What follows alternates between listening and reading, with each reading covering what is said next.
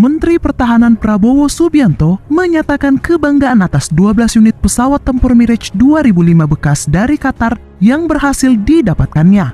Dalam sebuah keterangan pada 15 Juni 2023 kepada media, Prabowo meyakini langkah tersebut tak mudah sebab banyak negara yang menginginkan, namun Indonesia lah yang berhasil memboyong pada akhirnya. Pada dasarnya, sejak awal menjabat, Prabowo telah berjanji memperkuat alutsista TNI untuk menjaga NKRI. Tak tanggung-tanggung, berikut deretan alutsista yang dibeli Prabowo selama menjabat posisi Menhan. Angkatan Udara. Seperti dibahas tadi, baru-baru ini Menteri Pertahanan Prabowo Subianto belanja sejumlah alutsista untuk memperbaharui yang ada, termasuk belanja jet tempur. Khusus Mirage 2005, kontrak pembelian efektifnya yaitu per Mei 2023 dan akan dikirimkan 24 bulan setelah kontrak efektif. Setelah melewati berbagai pertimbangan, perwira tinggi militer Indonesia itu pun memutuskan keluar mahar sebesar 792 juta US dollar atau hampir 12 triliun rupiah demi 12 jet tempur Mirage 2005 buatan Prancis yang sebelumnya digunakan Qatar. Meski bekas, jet tempur ini masih layak pakai dengan spesifikasi pengamanan yang tak mengecewakan. Pertama, Mirage 2005 mampu mengudara di ketinggian maksimal 50.000 meter dan ditenagai mesin turbofan Snecma M53. Kemudian, pesawat dengan lebar sayap 9,13 meter dan panjang 14,36 meter ini mampu melaju dengan kecepatan maksimal 2,2 Mach atau sekitar 2.333 km per jam. Tidak hanya itu, pesawat tempur ini juga dilengkapi dengan persenjataan seperti 2 senjata api, 9 titik keras, roket, 2 jenis rudal, serta 9 jenis bom MK82. Menurut juru bicara Kementerian Pertahanan, Edwin Adrian Samanta, Indonesia membutuhkan jet tempur yang dapat dikirimkan dengan cepat untuk menutupi penurunan kesiapan tempur armada TNI Angkatan Udara, di mana pembelian Mirage 2005 ini akan digunakan untuk latihan dan transisi sebelum kedatangan Dassault Rafale. Benar bahwa pemerintah melalui Kemenham telah mengakuisisi 6 pesawat tempur Dassault Rafale produksi Dassault Aviation asal Prancis pada 10 Februari 2022 lalu. Harga per unitnya pun tak main-main, yakni 115 juta dolar Amerika Serikat atau sekitar 1,63 triliun rupiah.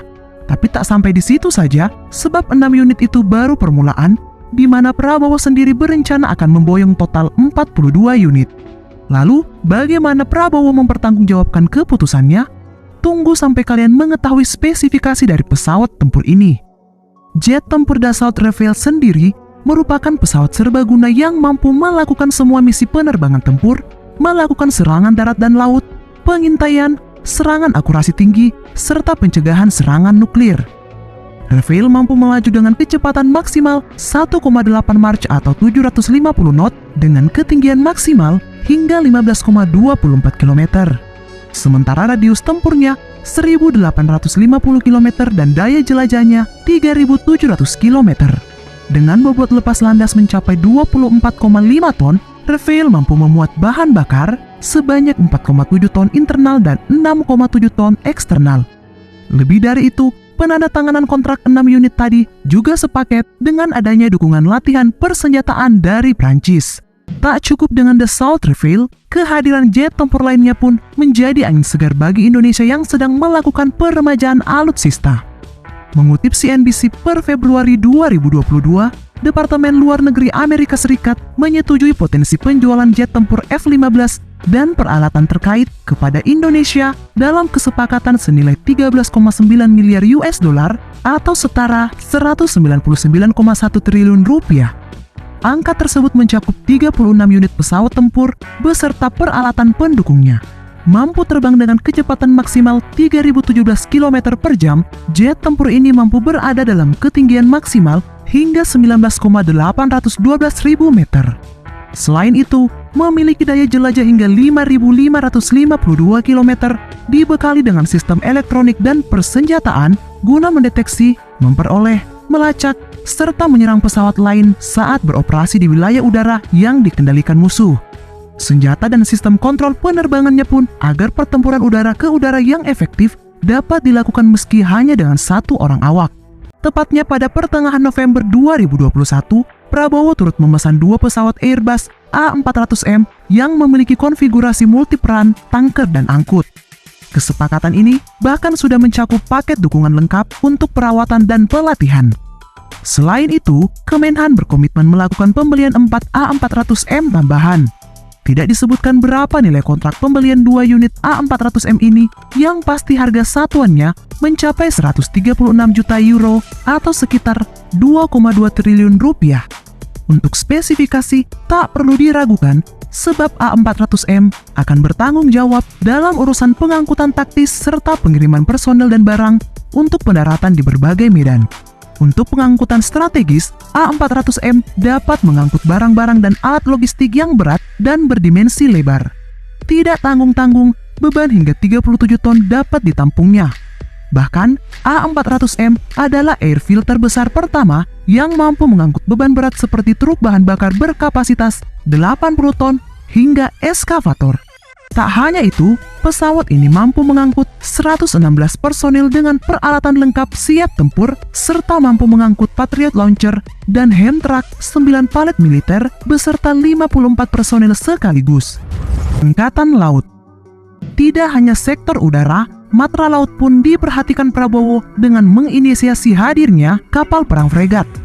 Faktanya, pada Juni 2021, Prabowo juga menandatangani kontrak kerjasama pembelian kapal perang fregat dari perusahaan pembuat kapal Italia, Fincantieri.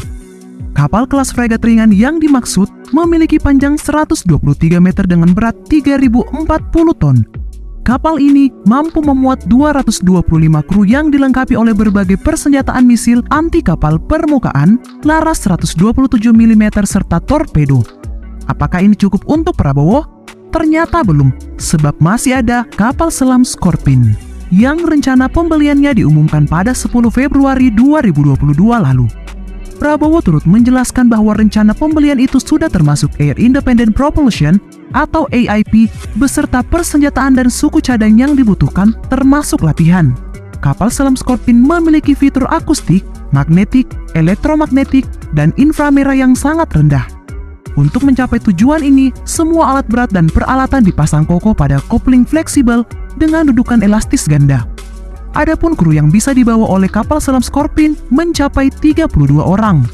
Semua spesifikasi tersebut tentu saja sepadan dengan biaya pembuatan kapal yang mencapai 450 juta US dollar atau sekitar 6,4 triliun rupiah jika dirata-ratakan. Terakhir ada kapal cepat rudal 60 meter.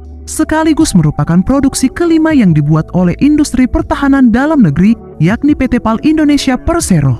Dengan spesifikasi kemampuan manuver yang lincah serta mampu bergerak secara cepat, Prabowo berharap KCR 60 meter dapat mempertebal kekuatan TNI Angkatan Laut.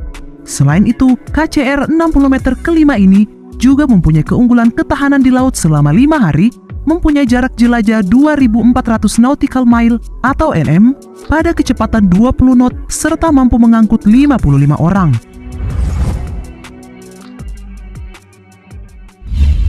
Angkatan Darat. Selain KCR 60 meter, ternyata alutsista Matra Darat 1 ini juga merupakan karya anak bangsa lainnya. Ya, inilah kendaraan taktis Maung. Prabowo membeli kendaraan taktis atau Rantis Maung pada pertengahan Juli 2020 dari PT Pindad sekaligus untuk mengapresiasi produk lokal. Bagaimana tidak, 500 unit Rantis Maung untuk memperkuat tugas TNI dibeli tak lama setelah Jokowi meminta Prabowo membeli alutsista buatan dalam negeri. Kendaraan yang mampu melesat hingga kecepatan 120 km per jam itu diserahkan pada tahun 2021 ketika rapat pimpinan Kementerian Pertahanan diselenggarakan di Jakarta. Selanjutnya ada Badak 6x6. Masih soal produk dalam negeri buatan PT Pindad, terdapat kendaraan tempur Badak 6x6 yang dibuat berdasarkan kebutuhan TNI khususnya untuk mendukung satuan kavaleri. Penyerahan alutsista berbobot 16,5 ton tersebut dilakukan Prabowo pada Januari 2022 lalu. Mesin diesel 340 tenaga kuda yang dilengkapi turbocharger intercooler mampu membawa Badak 6x6 pada kecepatan maksimal 80 km per jam dengan daya jelajah sejauh 600 km. Badak 6x6 juga dilengkapi body protection baja anti peluru dan memiliki level proteksi standar level 3. begitupun turret kaliber 90 mm serta senapan mesin kaliber 7,62 mm untuk daya gempur maksimal dan dioperasikan oleh 3 orang personil.